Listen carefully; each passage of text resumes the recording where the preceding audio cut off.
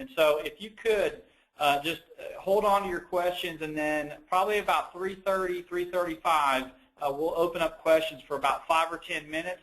And all you simply need to do is click the button that allows you to raise your hand, and then Ryan will know you have a question, and then Ryan will go ahead and read out that question, okay?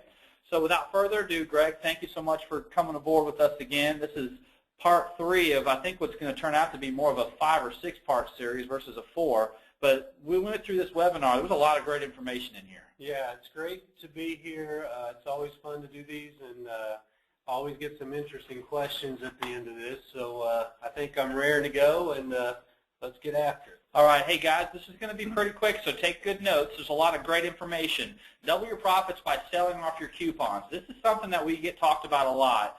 And if we go to our first slide, some of the things, Greg, I want you to talk about is when you train your guys coming in, walk us through how you introduce the postcard to the customers and kind of what your expectation is for your staff to set those expectations for the customers that are coming in. Well, first you got to remember that, you know, the customers coming in that's bringing that coupon is more than likely a first-time customer. And so just in that first few minutes, how you approach that customer can make a big difference on the backside.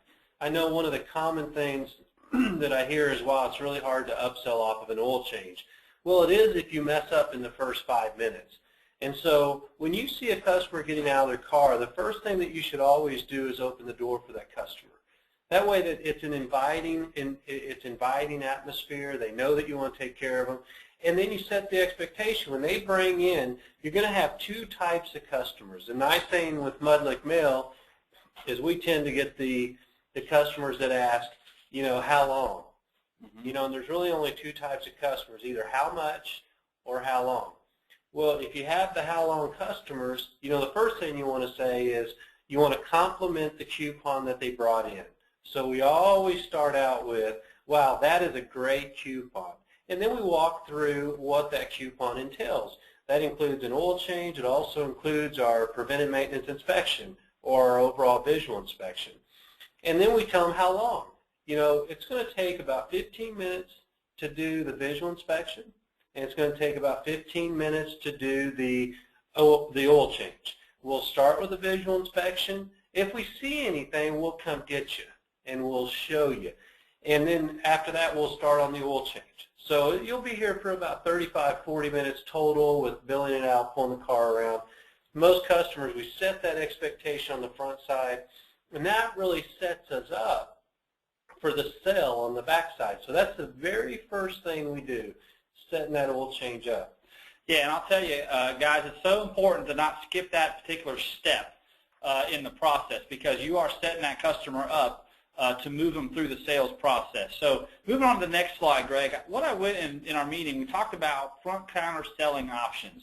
The customer just walks in the door, you walk them through the coupons. These are some of the things that you have indicated that we really need to make sure every customer we're viewing with. Yeah, and you know, this is really new to a lot of shops because we haven't had to worry about oil changes for a lot of years.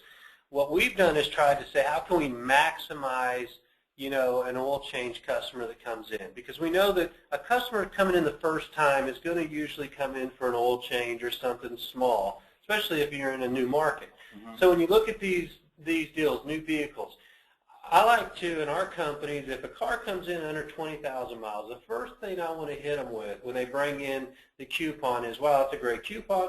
Hey, listen, you know, since you have under 20,000 miles, we'd strongly recommend getting a synthetic 5-pack.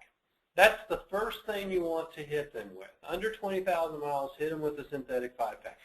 You know, the price of the synthetic, I think, is $199.95, and it comes with 5 preventive maintenance inspections. So you get 5 oil changes, 5 synthetic oil changes, and 5 of the preventive maintenance inspections for $199. What that allows you to do is if a customer says no, well, then you can always back down to the synthetic. So we don't start with a synthetic and upsell them to a 5-pack. We start with a 5-pack synthetic, work them. If they don't want to do that, you get them the synthetic. But before I do that, I'll say, hey, listen, I'll go back after them. So the first step is when I talk to them about a synthetic 5-pack or a regular 5-pack, I'll give them the 5-pack and say, well, why don't you hold on to this and look it over while we're doing the oil change, and I'll get back with you. Okay. So I'll give them a little bit more time to think. If they just right up front say, well, I'm not interested, I'll say, well, look this over. Let's go ahead and do the oil change. And then at worst case scenario, I'll give them the free synthetic 5-pack. The free synthetic oil change that day if they'll buy a 5-pack. So really they're getting six synthetics for the price of 5. Now the real key to this, that's about a 95%, or I'm sorry, that's about a 90% gross profit. Now that's one good benefit to do it. You also take a $19 coupon ticket, and you turn it into a $200 ticket before you ever try to sell the customer in the back. So right away you've turned that into a $200 job. Then, let's say that the customer backs off of that and wants to get a regular 5-pack. It's still $99, but the big win is that you lock this customer in for 5 quarters. That's really my goal. It's not the $100 or the $199. That's great, but I want this customer for life. So I know if I get them to buy this 5-pack, that's why I'm willing to give them the free oil change today if they'll take a 5-pack, because I want to lock them in for the 5 quarters. Well, and guys, the gist of this webinar does focus in on how do we take the little tickets. I hear all the time, man, we're not used to doing oil changes, and there's such little tickets. They're loss leaders. You hear that all the time. Guys, this webinar is geared towards giving you some strategies and some options on how we stair-step those customers up. And so for those of you not familiar with the 5-packs, you can get with your monthly mail sales rep. We print these out. Go to your local printer. Get them done yourself. I know people have variations of this, but this is a very simple plan. It's simple, builds profit, it locks them in. And so I highly encourage you guys, as you continue to take notes and listen to the webinar, again, think in your mind, this is how we bring a customer, and some of your growth will be short-term increases in revenue, and some will be long-term. Like Greg said, you lock that person in for 5 quarters. So, Greg, well, moving on to the next slide. Well, hold on just 1 second before you do.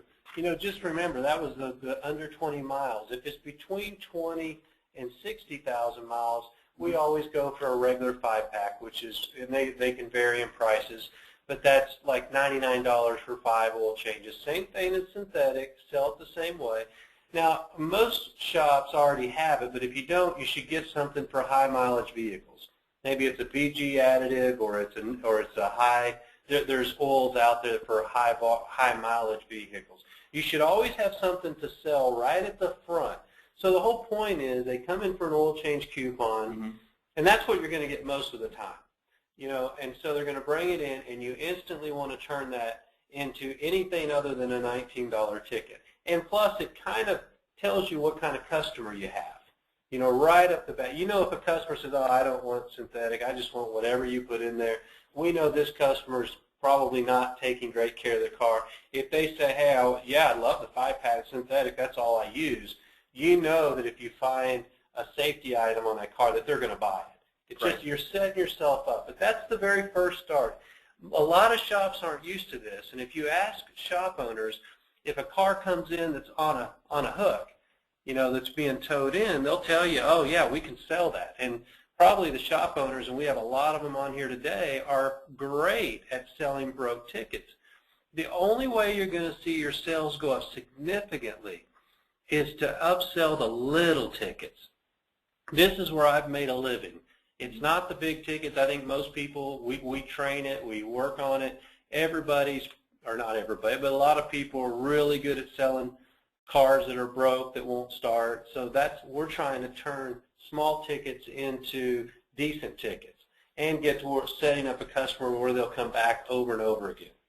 Well, great. And guys, as you continue to listen to the webinar, you're going to hear Greg's theories on how he's going to walk a customer through a ticket. But you can tell from what Greg's talking about, he's showing how he creates short-term and long-term profits in his business. So we're going to flip to the next screen, and Greg, talk a little bit about tools for the sales pitch. These are some of the items that you require your staff at your locations to go through, and then talk to us a little bit about what's that 15-15 rule. Once they've gone through all this, what's this mean to you?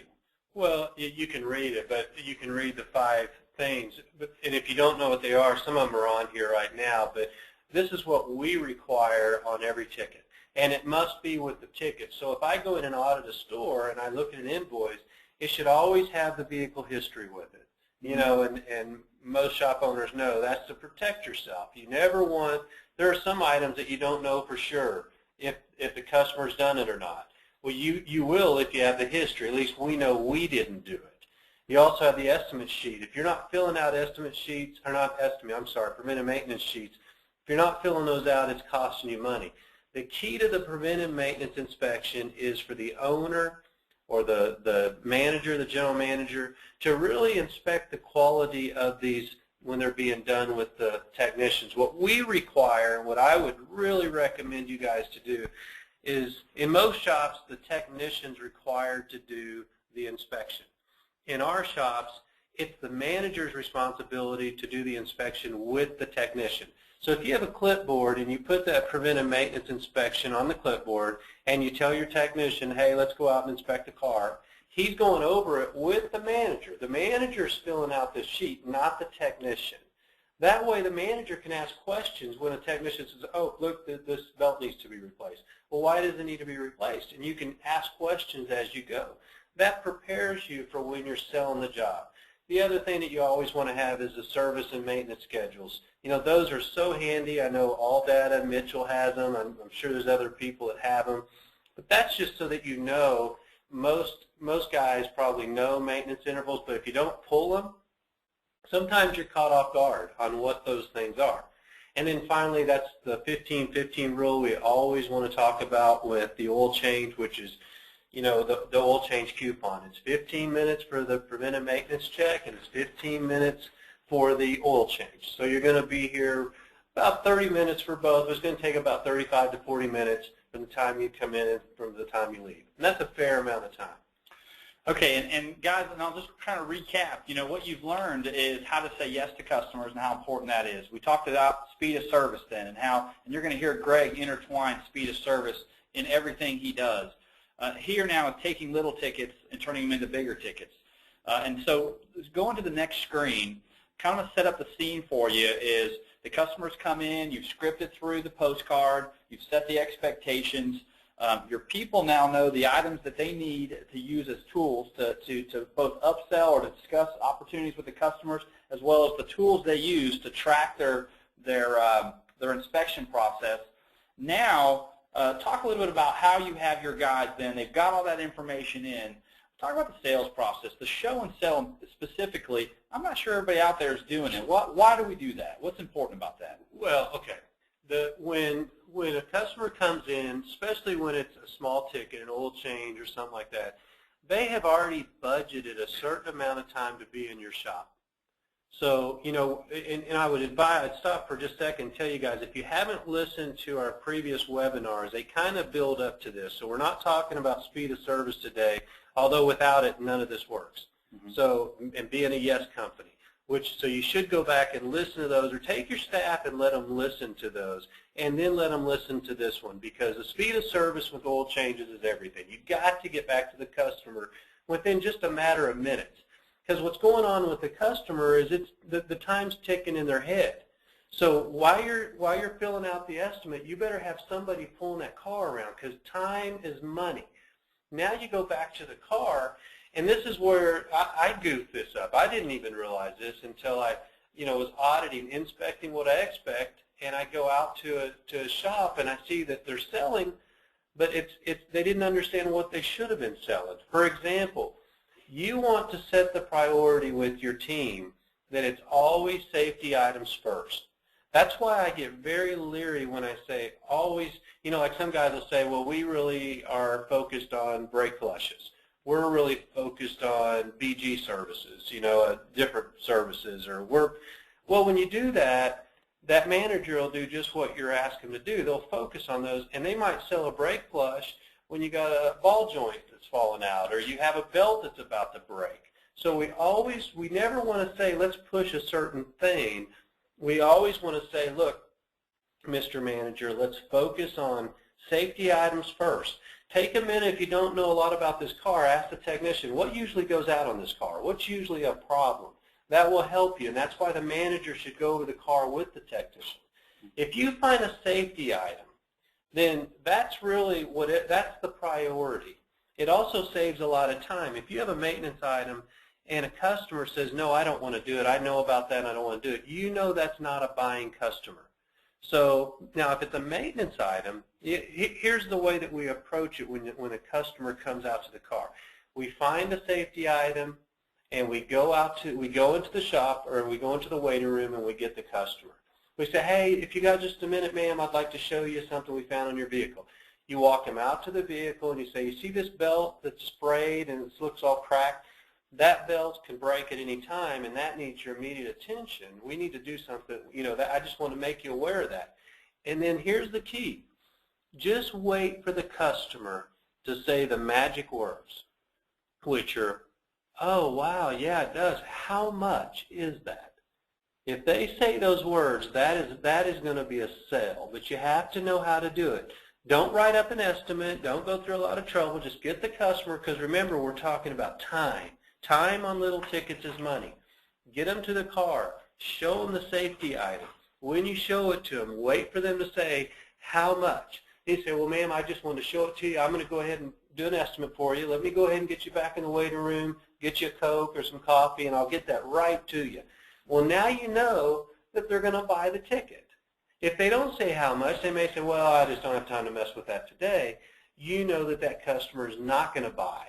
You still document it. You want to check out the rest of the vehicle. You want to show them. But now you know you're not going to spend a ton of time on that vehicle. What tends to happen with technicians, if they get this 21-point inspection, and a manager's telling them, look, write everything up on the 21-point inspection, they price it out, they do all this work only to have the customer say, well, my gosh, I just want to get out of here. And that's the mistake. Always look for the one item first. If you get the one item, then you can give the customer a ride home, and that allows you more time to spend on the car. You got to get them to the first step. And we're going to go into a little bit more detail about that one item. But guys, I can't emphasize enough. I know a lot of you guys have not done oil changes before. Some of you guys are just, you refuse to do them, or maybe you refused to do them in the past. You've never liked them. Believe me, and you'll hear Greg say it. He doesn't like them, and we're not necessarily good at them. But those that are able to stay in business and grow, you have to become good at it. You have to be able to generate this customer base where you're going to have the service work now and the repair work later.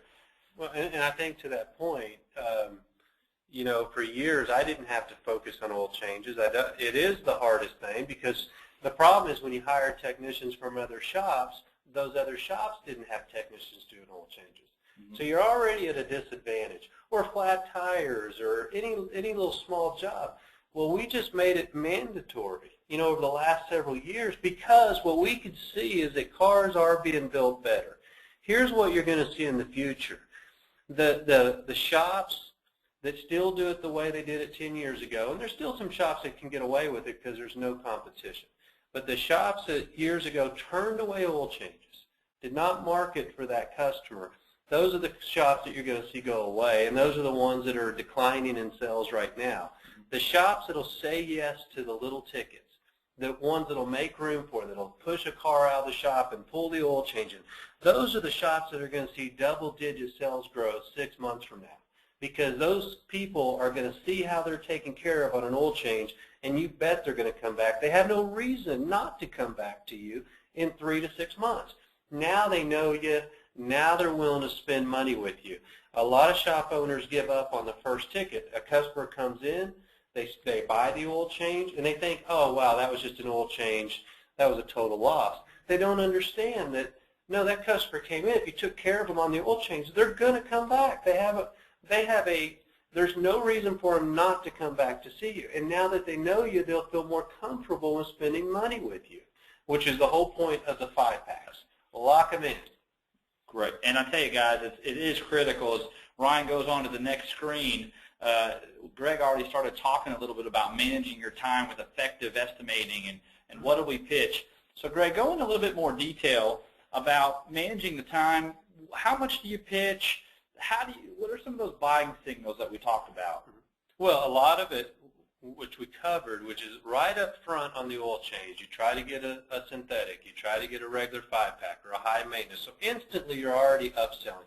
The customers that tend to say, yes, let me get a 5-pack, or yeah, I want to see that, you've already upsold it $100 and you just got started. Mm-hmm. Well, now when the car's out the shop, I take two approaches.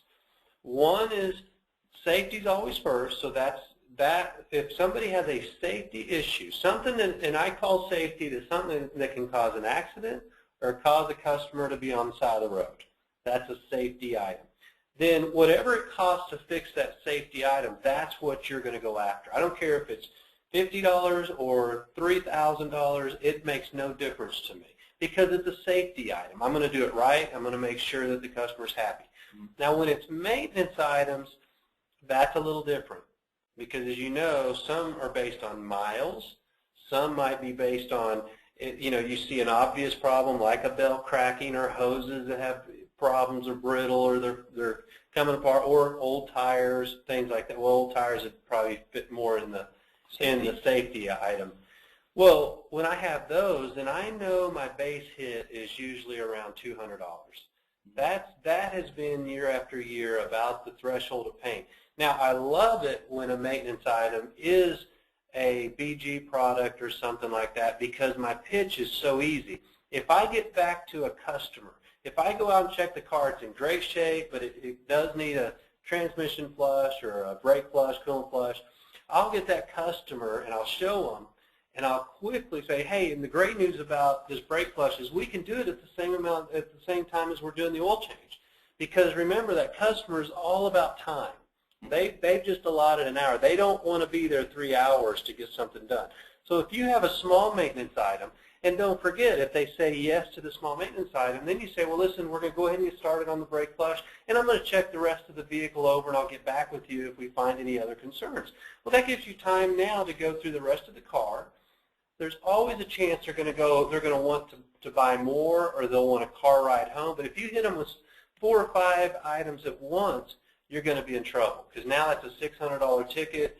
Those are 1 in 20. You know, where a $200 ticket, when you get back with the customer in 5 minutes, those are more like 6 and 10. So it's a big difference in how many people buy. Well, and a lot of people have asked, well, how much is it? 200? Is it 400? Guys, what's critical is when you're working with a customer, you got to think to yourself, you're in it for the long haul. So don't try to go for the gusto. I mean, we're already, as Greg likes to call it, in the bad news business. We're trying to build rapport. We're trying to be different than other people. And so how you handle those customers is real critical to your short and long-term success. And so as we keep moving forward onto the next screen, we're going to start getting into a little bit more detail. This is something that I had not heard from Greg, and I've been around Greg for almost 10 years probably. Mm-hmm. The sale does not start until you get a no. Talk to me about that. I mean, what do you mean by that? Well, there's shops out there with one manager at the front counter. And I'll talk to shop owners, and their sales aren't the best. They might be doing $50,000, $60,000 in sales. And they'll say, boy, I've got a great guy at the front counter. Man, that guy he sells it all. Well, then when I listen to their manager at the front counter, I'm thinking, oh, my God, he's terrible.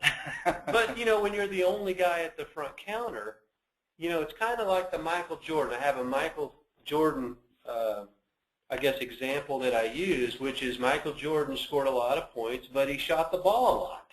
Right. Well, we don't want that type of mentality at our front counter.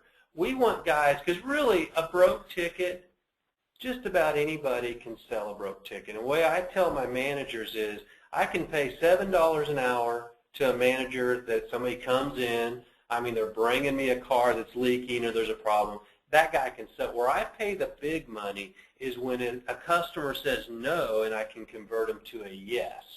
That's what's missing in a lot of shops right now, is that don't just look at a manager based on their individual sales.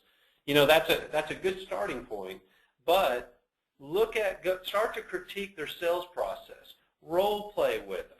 That's what I see missing. It's missing when I have a store struggling. What I always see missing is just a handful of things, which is they don't role play the ticket before they sell it. If you role play, Imagine that your store is like an NFL football team. I guarantee you right now the Super Bowl's this weekend, and both teams are practicing as if they're the other team, meaning they're setting up defenses just like the defense that they're about to go up against. Mm-hmm. That's role playing. If it's good enough for expert teams, the best teams in the world, it's good enough for our teams. We should be role playing so that assume that a customer is going to say no. That way when a manager calls the customer, hopefully the customer just says yes. But if they say no, they're already ready for the no. They already know how they're going to respond to the no. Make sure that if you get a no, that the manager just always asks why. Because that's really, what surprises me. You think that's a real normal thing, but it isn't. What happens is a customer will say, oh, no, that's outrageous, I'm not doing it. Or that's not even good. They'll just say, I got to go, I don't want to do it. Well, and the manager will just say, okay, well, I'll button it up and I'll pull it around. Versus, well, I just don't want to do it. Well, ma'am, can I ask you why? I don't have the time, or I don't have the money. Mm-hmm. Well, now we have an objection. That's where all the work comes in. And we're going to go through objections in a couple of weeks, and that's going to be a really great webinar.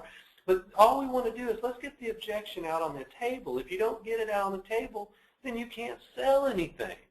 So, and then the other step is taking the customer around the bases. I know that's one of the things that I like to say, and I'll give you an example. I see you have a flat tire, so I'll use that as an example. You know, we built stores in a lot of newer areas, when there was newer areas, when there was growth. But you get a lot of flat tires. People that have their shops right off the freeway, they'll get a lot of flat tires. And I'll hear, and we used to do this, we used to plug tires for free. In fact, I think we still do, although I hate plugging tires. It wasn't until back in the mid-'90s, I was the largest Goodyear dealer in the state of Texas. And I was invited to go to a manufacturing plant for Goodyear, and it was there that I learned about plugs. I talked to one of the engineers there, and he says, well, what do you do, plug or do you patch it? And I said, well, I always plug them, man. I don't have time to do a patch. And he said, well, let me tell you why I would never plug a tire. He said, when you plug a tire, there's pressure that builds inside the tire. The air goes around that plug, and it only has one place to go, which is in between plies. Tires are made with plies. Some have 3, 4, 5 plies. So if you've ever seen a tire on a car and it has a bubble on the side of it, you might have seen a few of those. Mm-hmm. Chances are you can follow that bubble up, and it'll be where there's a plug. A plug will also void warranties. If you have a newer tire, you don't want to take somebody's $100 tire and plug it. Right. You're better off to patch it. And what it really didn't hit home to me is, okay, I did a free plug, and I thought I was doing a customer benefit. Well, I really wasn't, and I wasn't doing my shop a benefit. What I found out when I explained just what I was told to the client or to the customer, every time, as long as my price was fair, and I don't care what your price may be $18, could be $24 to patch the tire. And when you explain why you would patch it, they always say, yes, go ahead and patch it. That makes sense to me, and it's cheap. Well, now once you have that, remember, a car came in for a flat tire. I consider first base, you went from flat tire, or from a plug to a patch. Mm-hmm. Well, now you go back to the customer and say, you know what, I'm going to have to balance this tire anyway. Why don't I make you a deal on the other 3 tires and balance all of them? That way they're all balanced at the same time.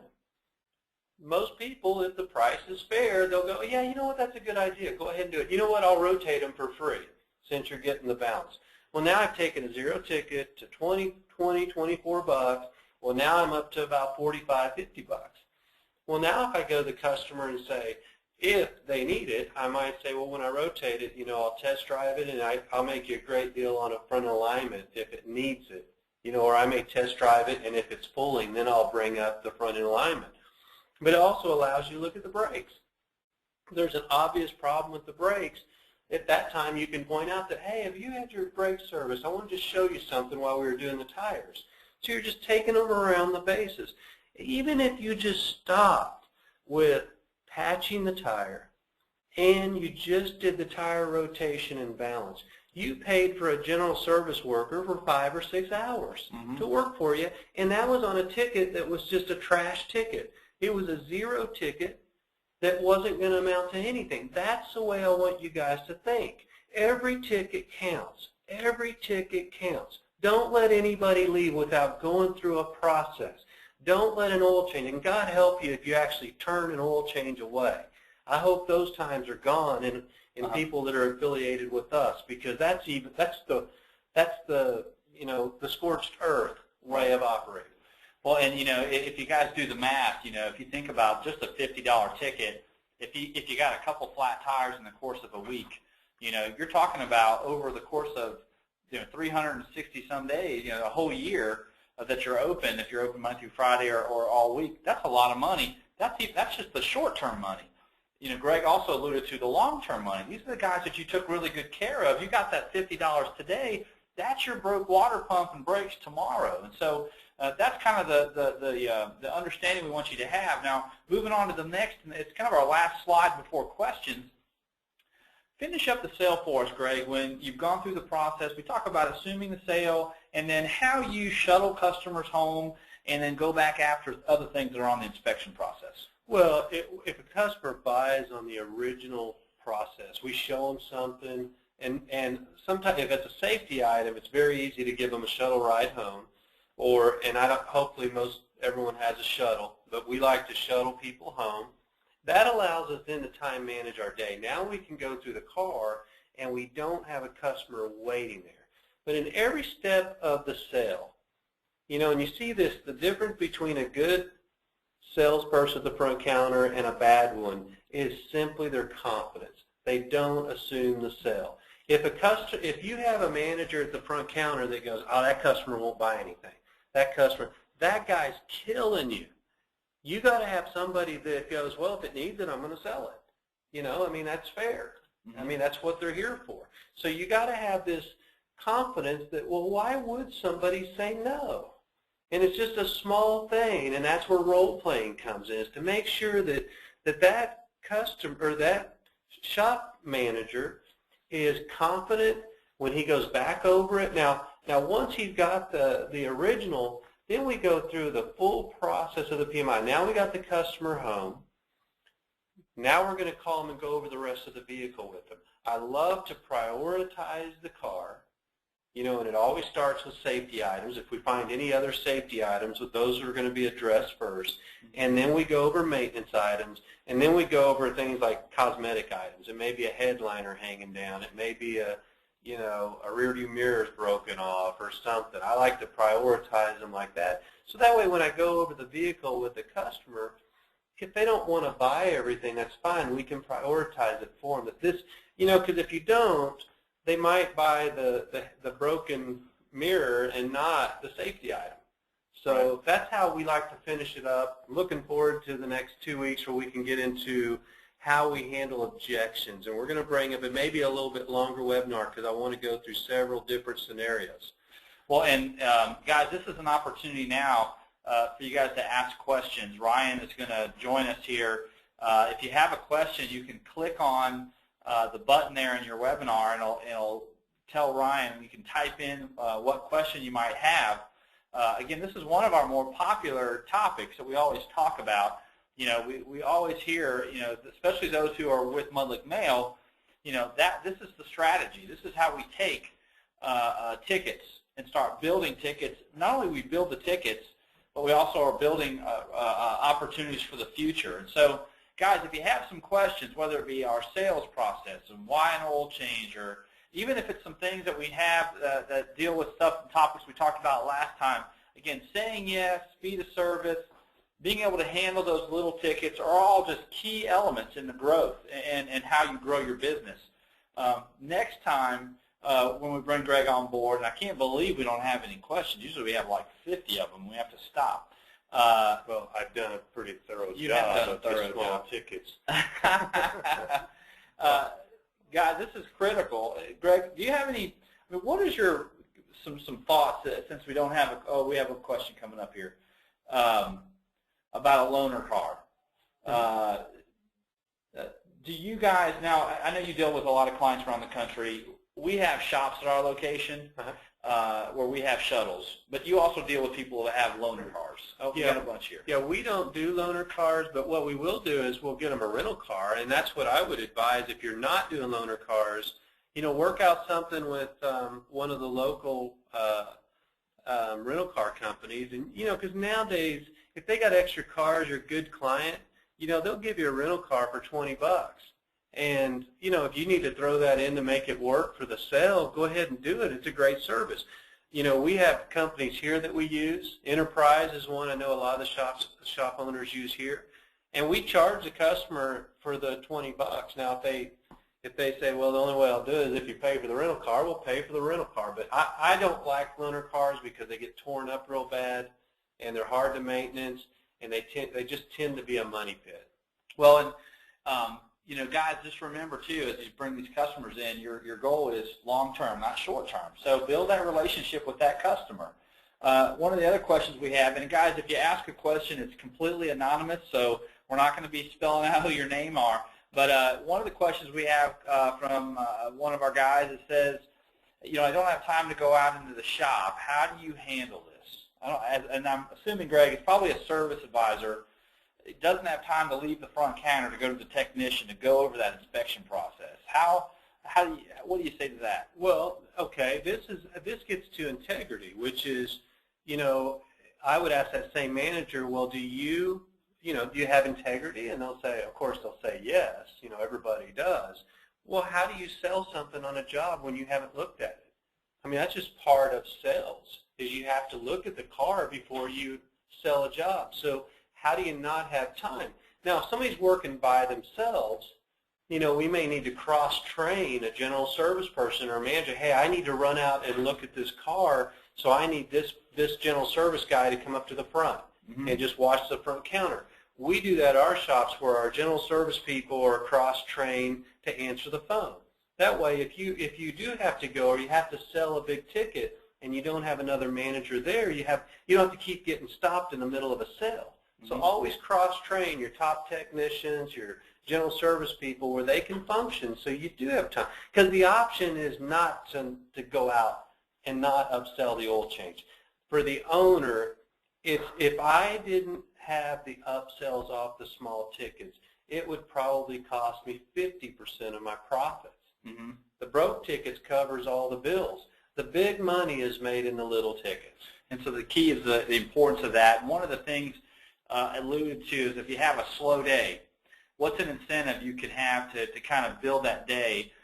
And I know I've heard you talk about your callback that you have your guys do. Talk a little bit about that. I think you got a slow day. How do we handle that? Well, first, I think you brought up a good point on the incentive. On the 5-pack incentives, we give $5 for every 5-pack that a manager sells. So a lot of our managers, they eat free because if they sell 2 5-packs, it's $10. And they know it. So in their mind, they're going, hey, I'm going to buy my lunch every day by selling a couple of 5-packs. So I would advise you to have incentives when it comes to 5-pack sales or BG products, things like that. On slow days, the incentive as far as to do callbacks, or what do we do on those slow days? What are things that managers? We do callbacks, a lot of callbacks, but because the incentive is, what we do is, let's say we pay a manager $40,000 a year. Well, we pay them hourly, so they get 40 hours a week plus 15, and if you add up for the year, it comes up to $40,000. Well, if a manager, we got 2 options. Either the manager can do callbacks or he can go home. Which managers don't really like to go home because the hours they go home is the overtime hours. So when you pointed out that here's what we're going to do, now we probably need a whole webinar on callbacks because there's a right and a wrong way to do it. If you're going to do callbacks, I will just tell you quickly, the only way you'll make any money out of callbacks is if you set a number of appointments that they have to get. In other words, they can call all day, but if they don't set up any appointments, as far as I'm concerned, they didn't even call anybody. So we set goals for appointments, and I want those appointments coming in the next day, because that way you can avoid 2 slow days in a row. And I'll even give them some free oil change. You got to set up 10 appointments tomorrow, and I'll give you 5 oil changes that you can give away. You know, not to family members, but to, but to shop owners. And we let them have at it. Well, and we've only got, and guys, we're getting a bunch of questions in, so we're going to have to wrap it up here in about a couple minutes. So if we don't get to your questions, we will just email them to your sales rep, or you can send them to ryan@mudlickmail.com. One of the cluster of questions we have, Greg, just talks about the ratio. Where you have a ratio from of technicians to service advisors. What's your standard ratio in your store? Well, I'll tell you the one ratio I hate. I've never made money when I have more managers than technicians. That's one of the first things I ask when a shop owner, if you have the same number of techs or less than managers at the front counter, I will promise you you're not making money. So we typically go with a 3-man front, 4 technicians in the back. If you have 3 technicians in the back, you can't run 3 managers up front. It's a problem I've run into over the years. I'm sure I have a store or 2 out there that you know, if they lose a technician, they're in no hurry. And the reason is you got to have that pressure on the front counter. You can beat the hell out of your managers as an owner, and you're going to get nowhere unless you have technicians in the back that need to make money. If you only have 2 techs in the back and you got 2 managers up front, well, there's no pressure on the technicians, because if a manager at the front counter misses a sale, they just get another ticket. And so the pressure is on the owner. Most of the time, when I look at a pressure point, is what I call it. Is the pressure on the owner? Is it on the managers, or is it on the technician? Too many technicians is too much pressure on the techs, and you'll start losing technicians. Too much pressure on the owner, and he goes broke. So you got to have the pressure squarely where it belongs, which is on the management, that front counter management team. So you should always do that. Ask yourself, am I the one under pressure, or is it that manager behind the counter, or is it the technicians? If you're not making money, I promise you the pressure's on you. It's not on those managers. Well, and some of the questions that we're getting that kind of relate to that, you know, is on your staffing. You know, Greg kind of alluded to that. I mean, he'll always tell you staff to grow. You don't grow and then staff. And so, well, a lot of times people don't put enough techs in the back because they don't have confidence in their ability. Like I will get asked, well, what do? Do I advertise first? Do I add technicians? You know, and I tell them you got to do both. You know, you can't. We're not going to be able to put an ad together and hit it tomorrow. You're going to know that you're going to have an ad hitting in 2 weeks or 3 weeks. You start hiring technicians now. But you also, the things that we're talking about, these webinars, is what's going to keep your technicians. You won't be able to keep another technician if you don't learn the art of upselling small tickets. You won't keep technicians. It's just the opposite. You'll lose technicians if you don't handle oil changes. Because where's that next big ticket coming from? It's on the oil change coming in today. That's going to be your July ticket. And if you can't see that, you're just going to constantly turn over your technicians. And then you also have to educate. Let the technicians listen to this webinar. Let them listen to the first 2 webinars. Tell them, guys, this is what we're going to do. If you do that, you've got it. You're gonna kill it. Well, and a couple of you guys had asked some similar kind of questions. And the key, guys, is that if you have to be staffed, and we may have to do a webinar just on how to staff to be a yes company, but you guys should, if you don't have the appropriate staff, you have to cross-train so that managers can touch every car, so that technicians stay busy. And so that's kind of critical. I've got 2 more questions, and we'll wrap it up here. How long, one of the questions is, how long should a new salesperson take to get back kind of on that speed of service culture where they're, you know, should be able to do it? I mean, how do we set that structure up? Well, what I have learned, and I wish I could tell you I've been able to train it, it's either in their culture or not. You know, I've gone into shops where, you know, I'll ask, how long has that customer been waiting in the waiting room? The manager will say, oh, he's only been in there a few minutes, but then when I look, he's been in there 20 minutes, and they hadn't even started on the oil change. I can't fix that guy. See, he has no concept. If you're not the type that you really put yourself in that customer's shoes, when it's bugging you that somebody's in the waiting room, you can't teach it. It's not teachable. You can't teach somebody that doesn't have a concept of time. What you have to do is recognize the people that it is a big deal to them. Those are the guys that you want to keep around, because those are the guys that's going to build your customer base. Well, and you know, and there's many guys that have been with our program, and I'm sorry to run a few minutes late. We're going to ask one more question and wrap it up, but who they've had to restaff. I mean, they've had to there are certain things that people just won't change, whether that be a guy who just started with you or a 20-year veteran. You may have to make some pretty hard decisions on who's working for you. Kind of finishing it up, how do you handle that person who comes in for a safety issue, even though it's very apparent? Like a lot of times, I know when I was behind the counter, we get guys that, I mean, literally the brakes don't work. The guy was coming in on his emergency brake, and those guys they just say no, you know, and they come in off the mailer, they just want to trade in the vehicle, was in bad shape. You know, there's just all kinds of problems with it. How do we handle those kind of customers? Those I call practice. So if a customer, and you know, it's really amazing. You know, we've sold a lot of people on that, and the people that have sold those customers are people that's been with me less than a week. See, this is the same customer comes in, and if you talk to some of my guys at Mudstock, they'll tell you this is a true story. You'll have guys that say, "Oh, that customer won't buy anything," so you go in there and pitch it, and the guy and the new manager come out and go, "I got it for $200." Well, it's because he just went in and pitched it. We stopped pitching those people. But let's say you have one that just won't buy anything. You practice, role play, hit the customer up. It's a safety item. Then turn it over. Let somebody else hit it. Make them work for it. So that way at least you've done everything you can. You're not always going to get everybody. But never shy away from that customer. That's the one you want to hit them with both barrels. Well, and guys, and Greg teaches this at all his shops, and taught me when I was in it, is that you have to document everything.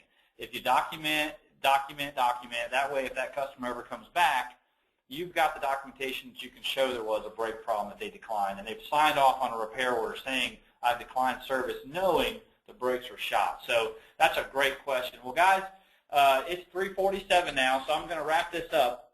I do want to say that we greatly appreciate you guys attending these webinars. This one should be recorded and videotaped and up on our website in the Learning Center here very shortly, and so look for that later this week, hopefully. I will encourage you, if you guys are a part of other 20 groups or a part of other training organizations, and you guys have an interest in Greg and I coming to talk with you guys as a group, just give us a call. We'd be happy to help out in any way. Our goal is to help grow this industry kind of one person at a time. So let us know where we can help.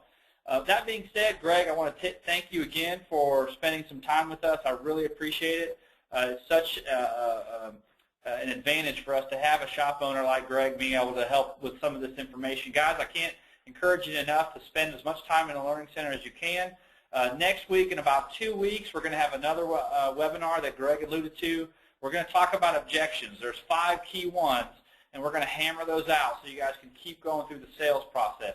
If there are other topics you guys want us to cover or handle, let me know at tim@mudlickmail.com or ryan@mudlickmail.com. We'll be happy to help you out. Again, guys, thank you so much. I'm sorry we ran a little long. Greg, thanks again for joining us. Love to do it. Thank you, guys. You all have a wonderful day. Thanks so much. All right. Bye-bye. Bye-bye.